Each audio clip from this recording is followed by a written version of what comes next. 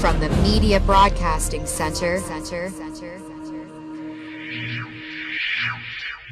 Welcome to the new JFK Show number 75. We've got the team, Larry Rivera, Don Fox, Dr. James Fetzer, and we have an honorary member tonight of the JFK Riff Raff, Ralph Cinque. Tonight, we're going to talk about pretty much exclusively Oswald in the doorway. All right. Now, I've got a clip to play, and I need to minimize the screen if I can do that, Chance. And I just want to get that going, and then we'll get the show going. And I also want to announce that Larry Rivera is the chairman of the Oswald Innocence Campaign. So when it comes to Oswald in the doorway, you'd be hard-pressed to find a better team than we have now. However, if you go to other places in JFK, you might get let off the cliff. So we're not going to let that happen. So we're talking about Jim DiEugenio. We have declared war on Black Op Radio. And here we go. I'm going to play a clip of DiEugenio saying that all this Oswald in the doorway is a big mess. So here we go. If you believe that they were truly stories about them encountering Oswald up at the show machine, the second program show, then it makes it harder to believe that's Oswald. Although it could be done. It could be done. But look, so this is something, this is almost as bad as a tree tramps. It's become so radioactive lately. There's something that only we want to talk about. Because I don't think you're ever going to be able to prove that that's Oswald. I don't think you can. Now, I'm not saying it's not. It doesn't mean to say it's not. Okay? It's either Lovelady or Oswald. But I don't think the way the evidence comes down on that it's Lovelady. To go ahead and try and say that that's Oswald today, it's very, very, very difficult. Okay? And I don't think it's worth the effort to try and show the sun because the way the evidence simply doesn't back that conclusion. All right, enough is enough. All right, fellas, who wants to take it on first? Ralph, go ahead. Larry, Yes. begin. Yeah, well, I just wanted to start off by saying that the issue of the doorway has some very interesting characters here. And I want to start off with describing exactly what's going on with the doorway. First of all, we've got up on the screen the Alton's picture, which if we go on to the next slide. No, we haven't seen it yet, Larry. Okay. Yeah, put up the first slide. Yeah. Right. Well, we're going to start here with the Alton's picture, the Alton's photograph by Ike Alton. There it is. It's a very good one. Okay. Yeah, this happens to be the one of the very best copies of the Alton's picture. It was provided by Dennis Camino a couple of years ago, and we use it quite a bit, in our presentations and in our articles because of the clarity of the photograph. However, it still shows quite a bit of alteration, and the next slide is very famous because it was done by Robert Groden. And it shows an extreme close-up of the doorway. Everybody's seen this one before, and all the images here, all the figures that we have already identified, we actually have certain names for some of these people, such as doorman, obfuscated man, black hole man, etc. And black tie man. Yeah, black tie man, exactly, and black man, black profile man. And later on, we're gonna have wanted to have Ralph be our cleanup hitter here towards the latter part of the show, and let him go into the details of why the doorman figure is impossible to be a Billy Lovelady. But before that, I wanted to present the living, surviving member of this group here. And it happens to be Bill Wesley Frazier. Now, the next slide that we have here is a depiction here of the doorway as it was in the days after the assassination. If Chance can go ahead and give us the next slide. And then basically what we wanted to show here were the dimensions of the doorway. If you can, if you look at this and study this, the area up there, you will see that it was very small. In those days, it was only about 3 feet. The top landing was only about 3 feet inwards towards the glass doors themselves. Now, interesting that a couple of years ago, we sent, the next slide, please, Chance. We sent Ralph's daughter-in-law over there, Rosie, to actually take measurements of the doorway. And we discovered that that doorway had been pushed in quite a bit by almost 6 feet. So it now measures out to be 9 feet and maybe an inch or two. And during that summer, when I spoke to Gary Shaw, a very famous author of Cover Up, published in 1976, and he told me that the remodeling of the doorway had been done probably in the 80s when the county took over the building. Now, also, if you look at the front of the building, you'll see that a lot of remodeling has been done. It's not exactly the way it was on November 22nd, 1963. The very next slide is a reenactment done by OIC member Vince. Hello, yeah, okay. Here we go. It's there, Larry. Yes, yeah, okay. This very next slide by OIC senior member Vince, I'm sorry. Salandria? Yeah, Salandria, Vince Salandria. I'm sorry, I just Just go. Yeah, he took this photograph in the summer of 1964.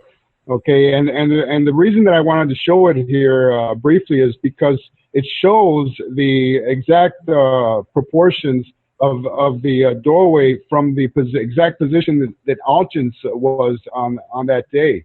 And the very next slide shows a little bit of a close-up of that area, showing the live oak tree that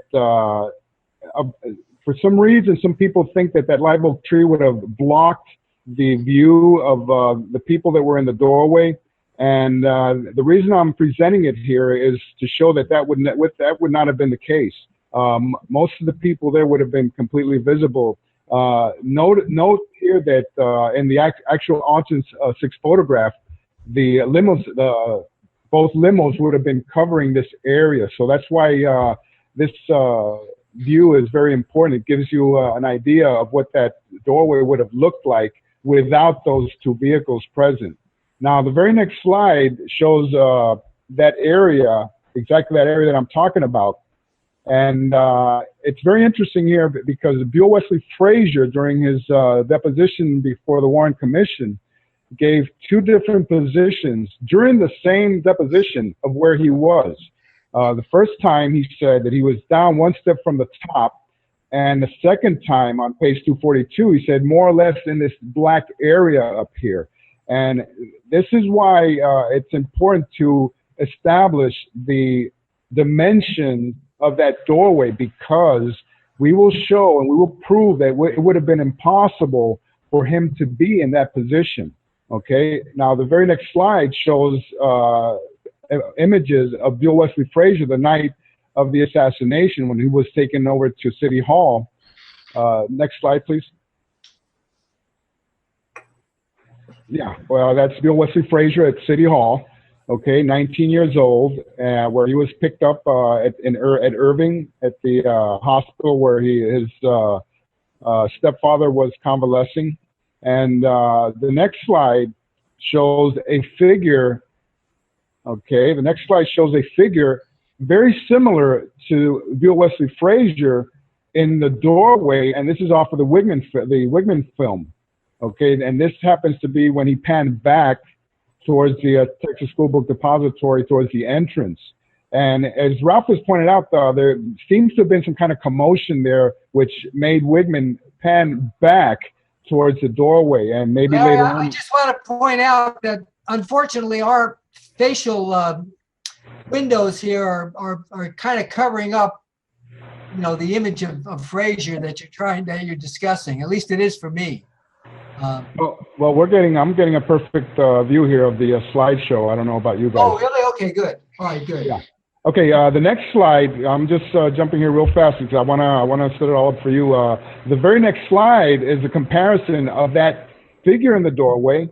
Okay, to the right is a blow up of that figure, and to the left is a figure taken from the video of Frazier that same night. Okay, and we have made this comparison. We see that it's very slim individuals, about 6'1", 6'2", long-limbed, the same color. He's wearing the same jacket, the Texas Young Farmers of America jacket, and the same type of colored pants and everything. So this is why we inferred that it had to have been Frazier. Now, the very next slide is a clearer image of that. Next slide, please. Of that same image. Yeah, taken from, this is a lot clearer. And it definitely shows the same type of clothes that he was wearing that night. Okay. Now, this next slide is very interesting. And the reason I bring it up is because some people on the internet have been trying, for some reason, to dispel and try to, for some reason, say that Frazier, that is not Frazier. It is some kind of woman there that. It's for the sake of obfuscation, Larry. I mean, it's not for some reason. It's to obscure the point you're making about the location of Frazier. I know. So this is just an example of what some people have been putting out on the internet as far as trying to obfuscate, the fact that it really is Frazier there. I mean, it's no way that is a woman there. And anybody who makes a comparison and objectively looks at these images, these figures, will probably say that it's not. It just cannot be. Okay, so I just wanted to bring that one up. The next slide that we have here again is Frazier right there in the middle, and I have numbered 1, 2, and 3 in this image to show the 3 people that are visoring their eyes because of the sun, the noon sun there. And regardless of who those people are, what the reason I'm presenting them here is because they set the position of that individual there. He's right in between all 3 of those people. And when we extrapolate those into the Alton 6 photograph, and the next, which we'll see in the next slide here. Next slide, please. Yeah, you'll see that for some reason that figure that we have identified as Frazier is not there. Now, I'm on record as saying that Frazier most probably was removed from the image. Now, anybody who looks at this, should make up their own mind just by studying, the angles and everything. And but it seems to me that Frazier has been removed from that image, and we have studied what happened to Frazier that night because he could have been an alternate patsy. And in order for him to have been an alternate patsy, shooting from the 6th floor, southeast window of the 6th floor of the Texas School Book Depository, he couldn't have been caught in any images that day. So this could have been the reason why Frazier was removed from the Alton 6 photograph. And the very next photograph, very next slide, shows Frazier's handwritten statements of what position he took up that day on the entrance of the School Book Depository. It clearly says that I was standing on the front steps of the building when the president came by, and et cetera, et cetera. Now, the next slide that I wanted to present shows all the different versions of where Frazier said he was during the assassination.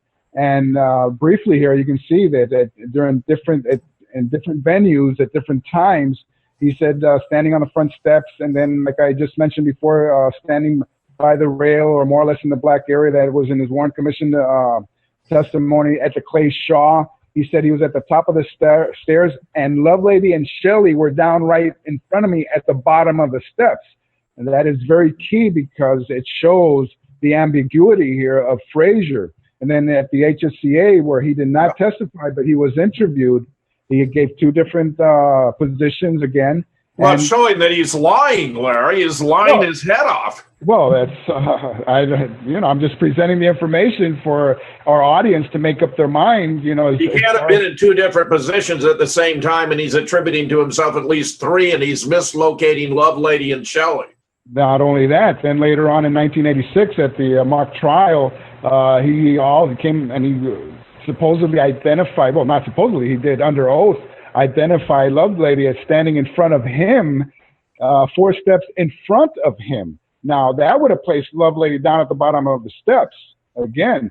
That doesn't work for Lovelady as doorman, does it? That's right. That's right. So basically, and then the next slide is one of the most obscene images I've ever seen, and this is Vincent Bugliosi with a very extremely cropped version of the Altgen 6 photograph, leading Frazier to state where he was, where he's saying that he was in that dark area in the back, which is impossible because given the dimensions that we have already set here, there wasn't any room. Right. So the very next, and so if for comparison basis, the very next slide shows you, again, we go back to the Grodin slide, and it shows that dark area, there's just no space for him to have been there. Okay. So now if this next clip will play, if not, it's just... It's a GIF?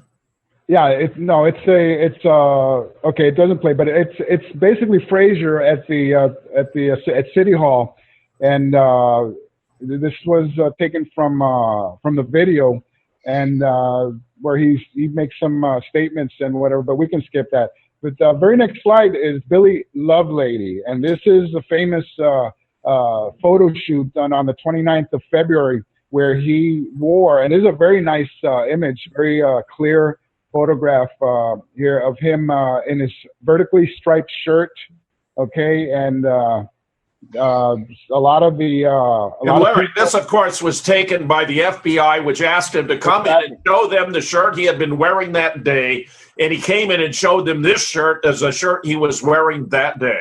Exactly. And the very next slide is one of my all-time favorites, because this little collage here shows Gorilla Man, okay, and this is a very, very important image here, because if you look closely at his left breast pocket, there's a little pocket there, okay? Flap, right, with a flap, okay? And when you compare it to the shirt that Billy Lovelady wore for Robert Grodin in 1976, when Grodin and Bruton went to see him, to photograph him for the HSCA, that flap isn't there, okay? So this is a conundrum for all these people who keep insisting that Billy Lovelady is doorman, and this is a shirt that he wore. And it's a conundrum, as Judith explained, for Grodin to have claimed that the pattern of the checkered shirt is a closer match to Doorman's shirt than Oswald's shirt, because she showed precisely the opposite to be the case. Exactly. So, this is, I think, this is one of the most important aspects of the shirt, of the checkered shirt, the plaid shirt. When you make the comparison between one and the other, it's impossible. Okay. Now I'm almost finished here. Larry, it seems to me that when they had Frazier say that Lovelady was down in front of him, that was to bolster the idea that Lovelady could have been Gorilla Man.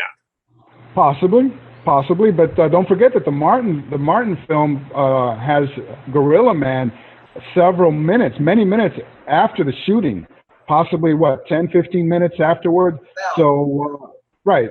So it's possible, but Frazier was all over the place, and as time went by, he became more and more confused as far as his location. So yeah. So the next one more slide, or was that it, Larry? Yeah, just one more. This is Joe Molina, and who happens to be who do we call this? Obfuscated man. Yeah. Obfuscated man, and short.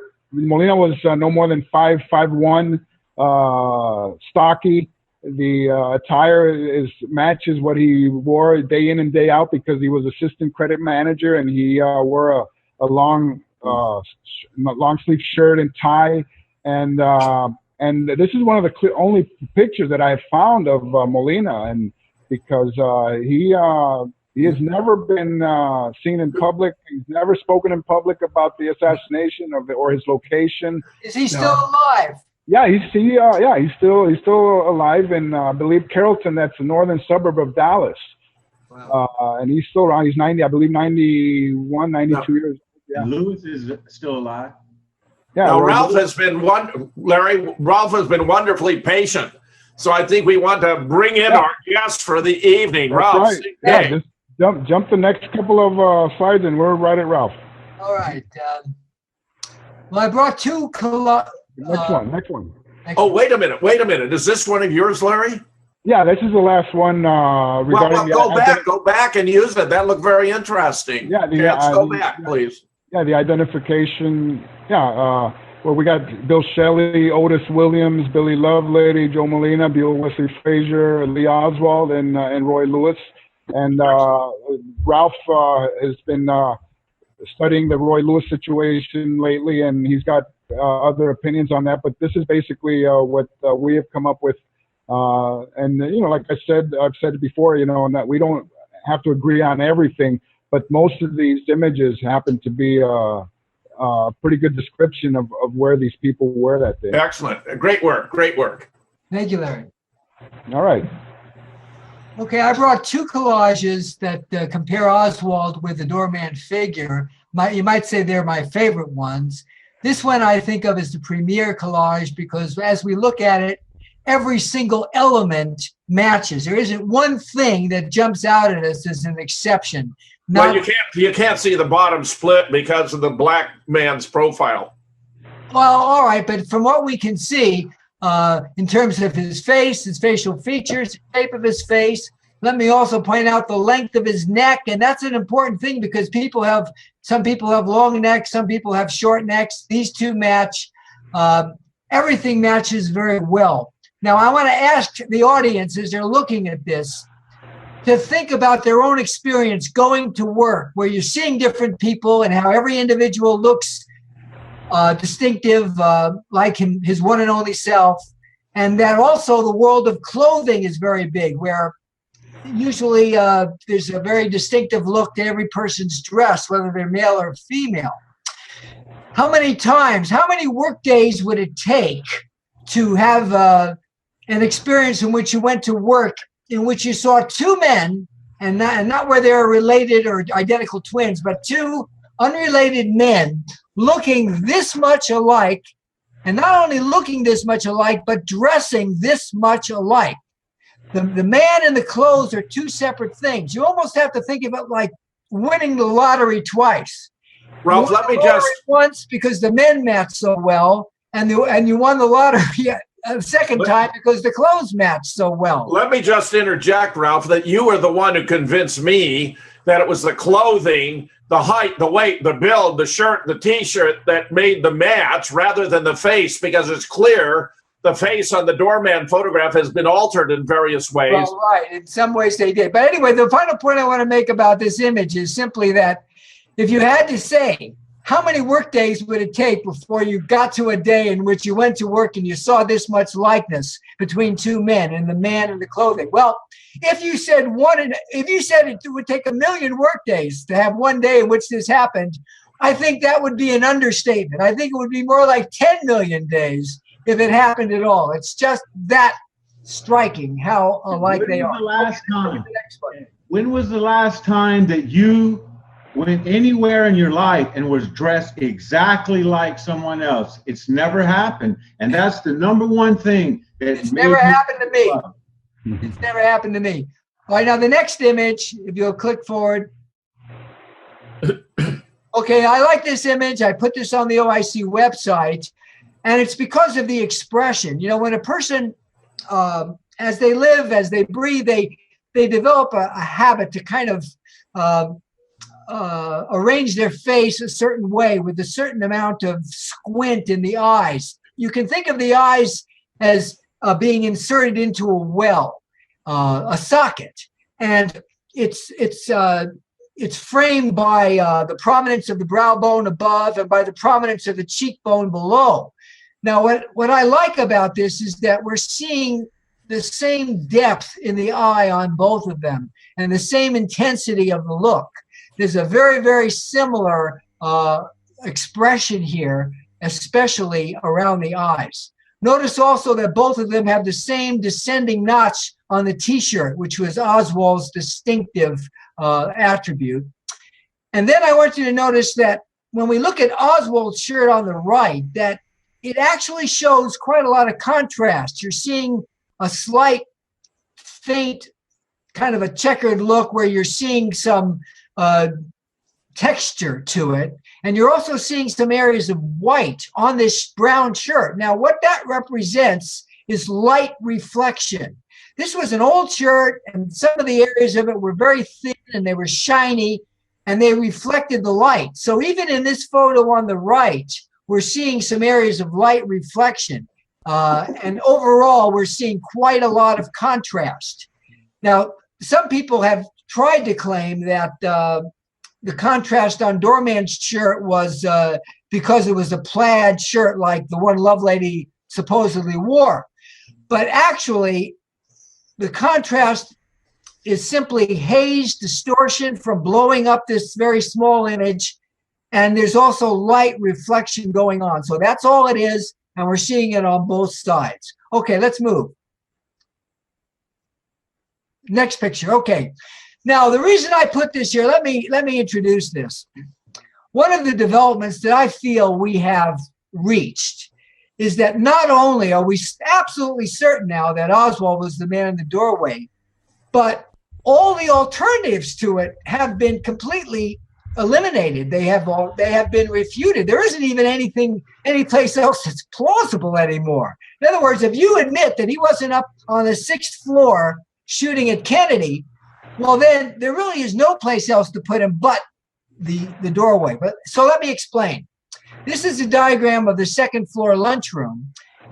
And there are some people who very flippantly say, well, Oswald was in the lunchroom at 12:30. That's where he said he was. That's not true, of course.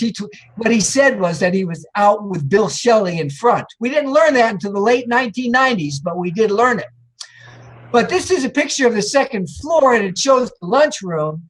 And in front of the lunchroom was a smaller room, and really the purpose of this room was just to be a passageway so that people from the office area could access the lunchroom, and people who came up the stairs could access the lunchroom. So there was a doorway from each of those places into this small little room, which is called a vestibule.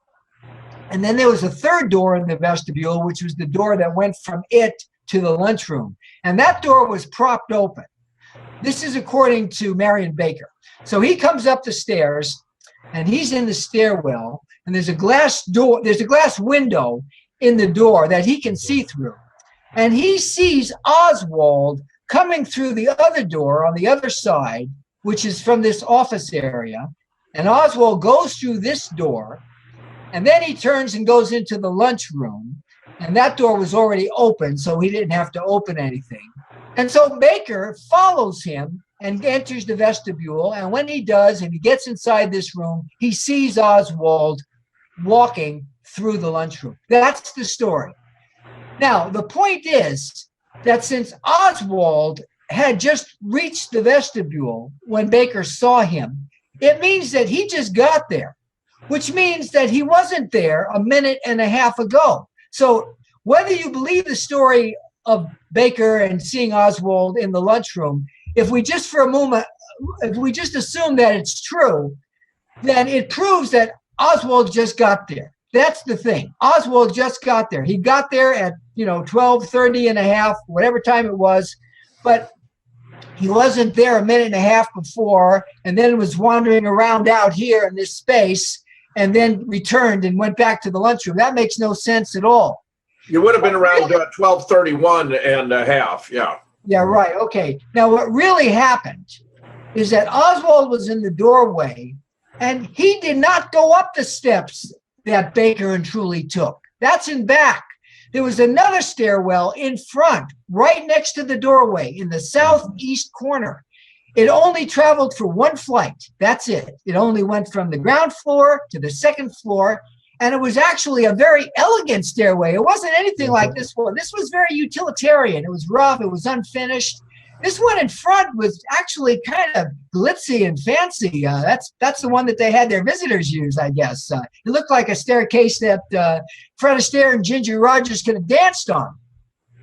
But that's the stairway that he came up, and he must have walked either through the hallway or just through the open space of the office to get to this vestibule. And that's when Baker saw him. And it all works out time-wise for that to be true. But the point is that there is no way that Oswald was there at 12:30 when he just got there at 12:31 and a half. So that's ruled out automatically. Let's go to the next slide. All right. The reason I put this up is because the only other place that anyone has offered as an alternative to either the doorway or the sixth floor, if they don't like either one, is to say that Oswald was in the first floor lunchroom at 12:30 eating. Now, Oswald got off work at 11:45, just like everyone else. And they were told, they actually got off 15 minutes early, and they were told, we're letting you off early so that you can eat your lunch and do your drinking, take care of whatever you need to do, so that at 12:30, you'll be able to just watch the motorcade and you won't be involved with anything else. That was the whole idea. So the very idea that Oswald would get off at 11:45, as he did, and just hang around, do nothing for 45 minutes, and then decide to start eating at 12:30 and miss the motorcade, even as a behavior, that doesn't make any sense.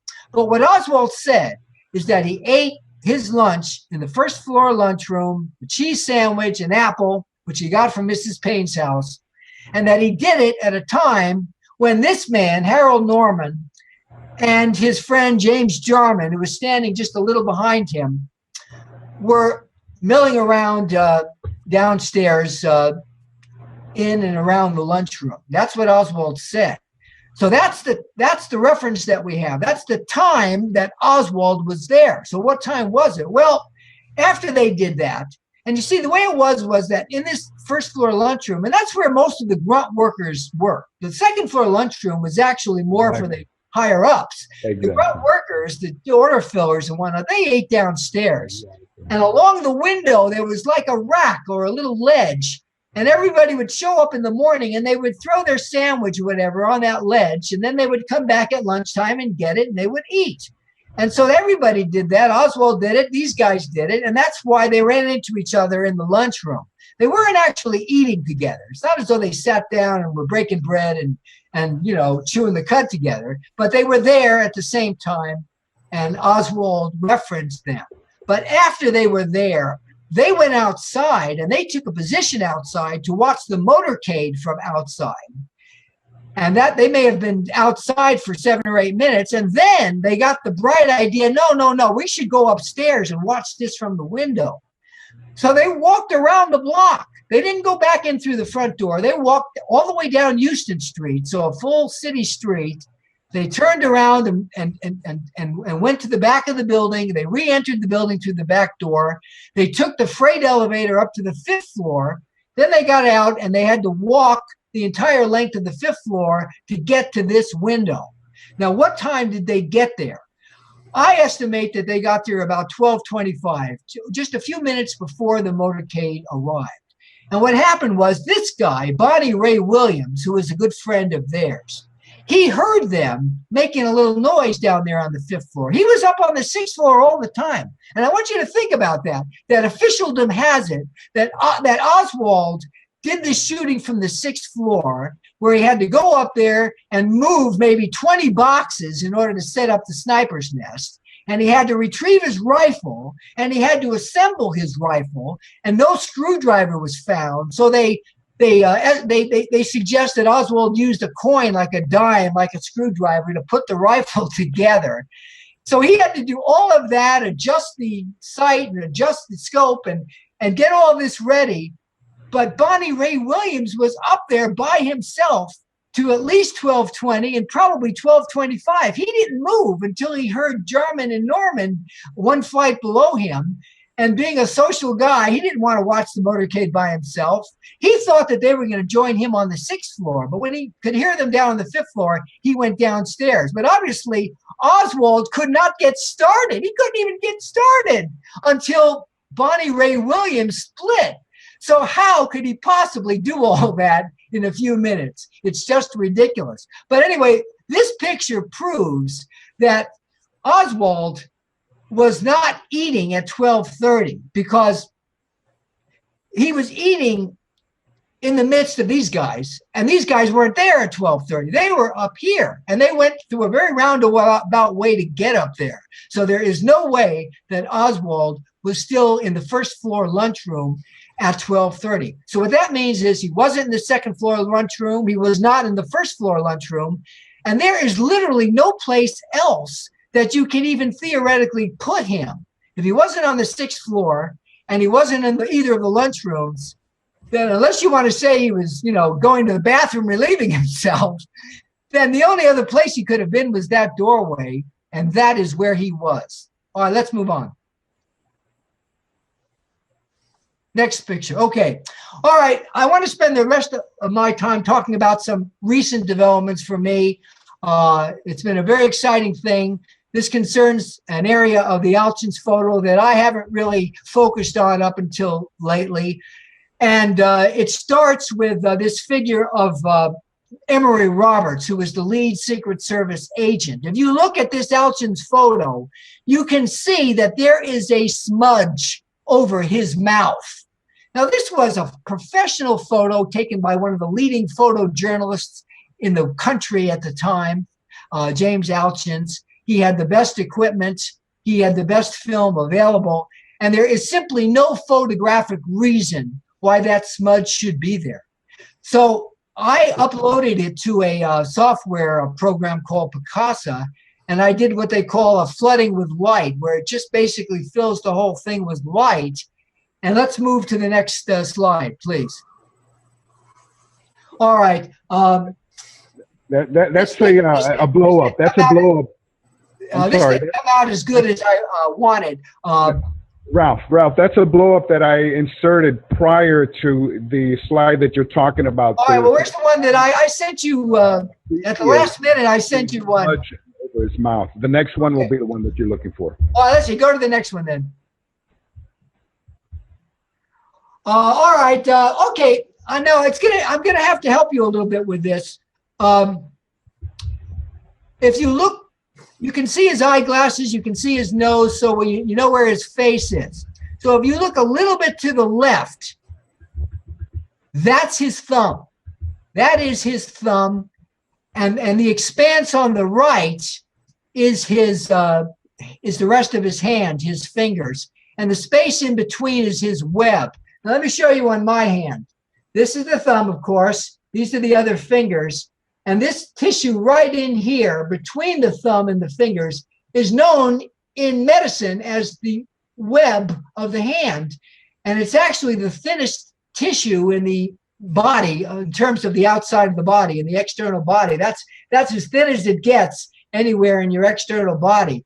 So it became apparent to me that he had his hand raised to his mouth as if he was holding a microphone, a speaking device. And really what it was a police car phone. They didn't have cell phones in those days, but they did have car phones. And he was speaking on the phone. And this was at a time when JFK was being shot to death. Now, let's consider how many shots have already gone off. This is DiEugenio's photo. There was a shot that missed, so that's one. There was a shot that hit Kennedy in the back, so that's two. And if you're willing to discount the single bullet theory, as I am, there was a shot to his throat, which was from the front, so that's three. Now, there may have been more shots than that, but there definitely were no less than 3 shots already sounded at the time of the Alchins photo. So this man has heard 3 shots, and he's looking at Kennedy, and Kennedy's got his arms up to his throat like this. That's not a normal behavior. You don't just drive along in a motorcade and do that. Obviously, if you do that, you're struggling, you're straining. Ralph, just to make a correction, that there have been 3 shots doesn't mean that he would have heard them, because most of the shots were with silenced weapons, which would mean he very well might not have heard them. All right, I didn't think about that. All right. But there were people that reported hearing, shots and sounds. So he may have certainly have heard something. But anyway, the point is, at a time like that, what was he doing talking on the phone? I mean, he was a Secret Service agent. He was the head of this team, supposedly highly experienced, highly trained. Well, Once he got any idea in his head that Kennedy was under attack, he should have taken immediate action. he was coordinating the assassination, Ralph. That's right. Yes. That's right. Well, that's I mean, we know, right? that's So what it's not actually a mystery. But the point is, you're showing his overt, complicit engagement in coordinating the assassination photographically in the Alchins. Okay, Maybe telling Greer to stop. Let's go on, please. All right, now, did we look at the picture of? There's a picture of that takes in the whole car, the Queen Mary, the secret. That was prior. That was prior. All right, go back to that. I need to see that again. Well, that's quite a ways back. No, two images back. 2 slides back.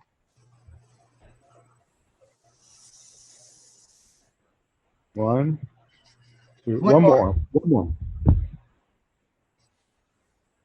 All right, very good. This is exactly right. Now, this is something that is a new discovery for me. Larry informed me later that Dennis Cimino already figured this out, but it's only lately that I've been looking at this figure of George Hickey. That's the guy with the fat head that's rising up in the back of the car, in which he has his head to us. We're seeing the rear of his head. It struck me very, very strangely that he should be exhibited like that. I want you to think about the situation mechanically. This is a car in which there's 3 rows of seat. The front row where the driver is with Roberts. Then there was the middle row, which had Powers and O'Donnell, who were both JFK aides. And then you had this rear seat that contained Bennett and it contained Hickey. But in this picture, Hickey is definitely not standing, because he was a tall man. He was a very tall man.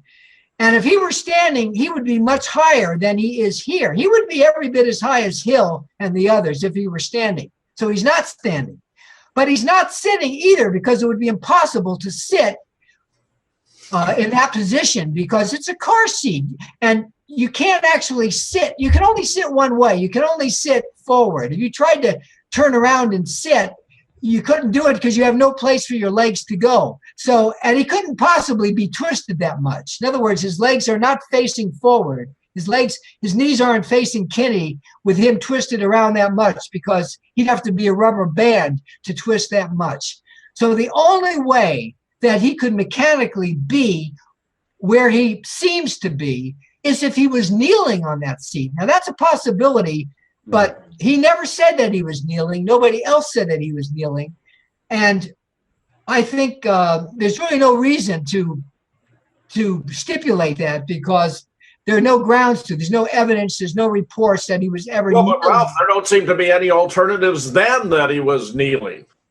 Yes, you're right. As we look at it, there are no other alternatives but that he was kneeling, except the other alternative is that isn't him, that he was put into that photo for a reason. Now, let's go on now to the other photo that we were looking at. 3 forward. 3 forward. All right. Now, this image on the left is Hickey. It is definitely Hickey. I think it's from a Willis frame. I'm not sure. And what I want you to do is compare the height of the hairline between these 2 men. Distinctly different. Distinctly different. In other words, I'm talking about the distance between the top of the collar and where the hair ends. The area and around the ears, too. Of visible skin. Yeah, that's another good point, around the ears. In other words, the way I like to put it is that Hickey's barber got a little carried away trimming him. He kind of made the hairline a little bit too high. You know, when I go to the barber, he always asks me, do you want to have the hairline rounded or just squared off? And of course, he brought his cat along on his back.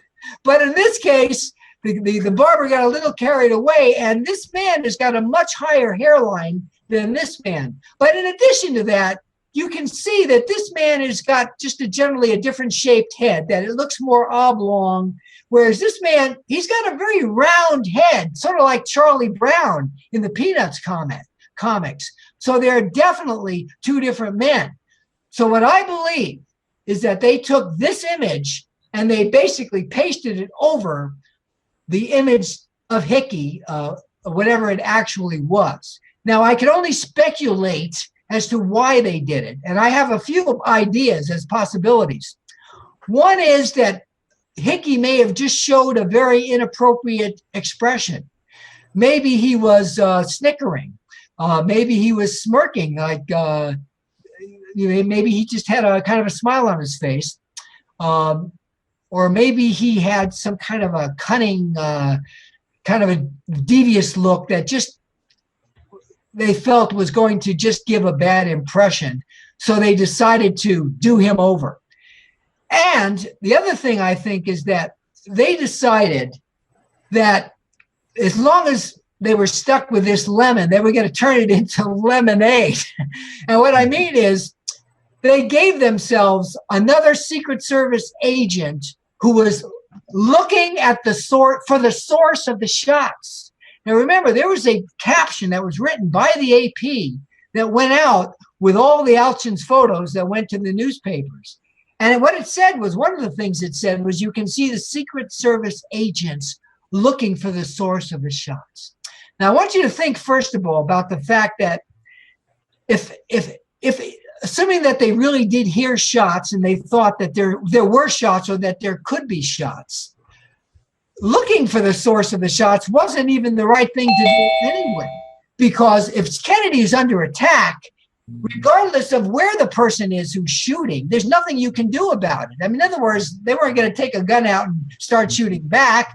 There was nothing they could do from this distance. The only thing they could do of any practical value was to get Kennedy out of there, to get that driver to step on the gas and just take off like a bat out of hell. That's what they needed Kennedy to do. Ralph, we have about 4 minutes left. Okay. But instead, this guy, Emery, was talking on the phone, and you have these Secret Service agents supposedly looking for the source of the shots, but that wasn't going to do any good at all. Okay, let's keep going. All right, I put this photo in. It's a little hard to see, but let me quickly explain it. This is a photo of Hickey. It's from the Nix film. And what I want you to see is the black striping in the back of his neck. Can you see that very artifactual looking black stuff there? It's rectangular. It's very dark. It's a deeper black than the rest of him. I believe that what they did was just basically paint that in because they knew that that high hairline on him would have been a contradiction to the Hickey that they were trying to sell in the Alchin's photo. So they went in and they did the opaquing to block out that high neck where they have a lot of visible neck, which the other guy did not have. And that's why you're seeing so much of this. I think that was the last one, right? So if there's 2 minutes left, let's go back to. No, there you go. Well, let's go back to Richard Hook's 50 ID points that I inserted. 50 ID points done by Richard Hook. Let me go back to that last broad picture of the Queen Mary where we see all the agents in it. I'd have one last point to make. So you're going to go back about four ones. Go back. Go back. Before One more. Okay. What I want to point out here, look at Clint Hill. Look where his eyes are looking. He's looking at Roberts. He knows Kennedy's in trouble. I've looked at the Zapruder film, and in earlier frames than this, you can see Hill is looking at Kennedy, but here he's looking at Roberts talking on the phone. Look at Mr. Powers. He also seems to be looking at Mr. Roberts. Maybe Hickey was looking at Roberts too. Roberts is the focus of attention here for all these guys. Why? Well, I have a suspicion that Hill was waiting to get a signal from Roberts. Hill was not ready to go at this point. even though Kennedy's been shot, even though sounds are going off, if you look closely, you can see that Hill's legs are crossed. He's got his right foot crossed, and his right leg is crossed in front of his left leg. He would have to undo that before he could even begin to start running toward the limo. So this tells me that he, at this point, is nowhere near ready to start running. I have a feeling that he waited until Roberts finished talking to whomever, and Roberts gave him a signal. And it was probably waiting until the fatal headshot got delivered so that they knew that Kennedy was finished, and then it was time for some heroism. So they sent Clint Hill on his merry way. Well, Ralph, let's not forget that Emory Roberts is the one who was responsible for calling off Henry Ribka at Love Field from the JFK limo. That's very true. Oh, sure. And another Henry Roberts was in charge of setting JFK up. I mean, we have more than 15 indications of Secret Service complicity, and Roberts is at the center of it all. That's right. Roberts also restrained Reddy. Yeah. Supposedly, according to Roberts, Reddy was ready to bolt for the limo too, but Reddy was ready, and Roberts said no. Let's Well, finish. yeah, also, it's interesting that later on, I think 3 years later, Roberts, I believe, committed suicide. He died in the 1960s, but who knows? You know, suspicious deaths. But He knew too much, Larry. They would have bumped him off. Humor. Roberts eventually admitted that he was talking on the phone. He admitted it, but he made it sound like it was later than this. That after the fatal headshot, he was claimed to not to the Secret Service agents in the lead car, who say I think his name was Lowry. Great job, Ralph. Gary. Yeah. All right. On the way out, Chance, can you play the Garrison Harold Weisberg clip, and that'll be it for JFK number 75. And if you're not careful, I'm beginning to think that you guys might be disagreeing with Mr. DiEugenio. All right, so play that for us, and we'll be out of here. Facts now. Oswald was not involved. Stop the lies! Oswald outside! On the first floor watching the parade. As the first shots were fired at the president, Associated Press photographer James Alkins took this photograph. In the background, standing in the doorway of the depository, is someone who looks like Lee Harvey Oswald. The FBI, after what they said was careful analysis of Oswald's arrest photos and the shirt, said the man in the doorway was someone else they had discovered, named Billy Lovelady. Billy Lovelady may very well have been standing in the doorway as he said. He could not be the man in Alkin's picture. And if that is true, then Oswald was on the first floor at the